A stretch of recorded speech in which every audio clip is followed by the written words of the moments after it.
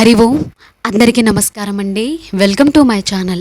పూజా గది ఎందుకు ఉండాలి, ఎందుకు ఉంటుంది అనేది ఈ వీడియోలో తెలుసుకుందాం. వీడియో ఎక్కడా కూడా స్కిప్ చేయకుండా చివరి వరకు చూడండి. అలా అయితేనే మీకు అర్థమవుతుంది. ఈ చరాచర సృష్టికి పరమాత్మ మాత్రమే సొంతదారుడు. కావున మనము నివసించే గృహానికి కూడా నిజమైన హక్కుదారు పరమాత్మయే. పూజా గది అనేది ఆ యజమాని అయిన పరమాత్మ గది. మనము భగవంతుని సొత్తుకు నిజమైన సొంతదారులము కాము అనే భావన వలన మాత్రమే మన దురంకారము, మనది అనే పెత్తందారితనము వదిలించుకోగలము. మనము నివసించే గృహమునకు మరియు మనకు కూడా యాజమాని భగవంతుడే.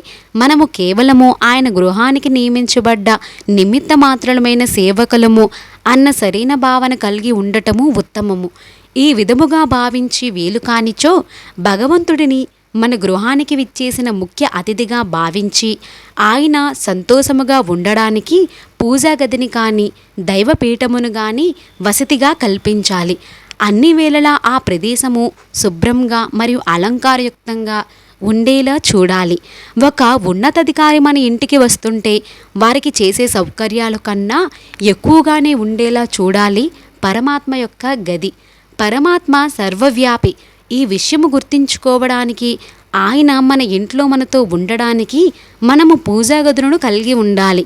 భగవంతుని అనుగ్రహము లేనిదే ఏ పనిని విజయవంతంగా చేయలేము, దేనిని సాధించలేము. పూజా గదిలో భగవంతుడిని ప్రతిరోజు ప్రార్థించటము వలన సన్నిహిత బంధము ఏర్పడి ఆయన అనుగ్రహాన్ని త్వరగా పొందగలము.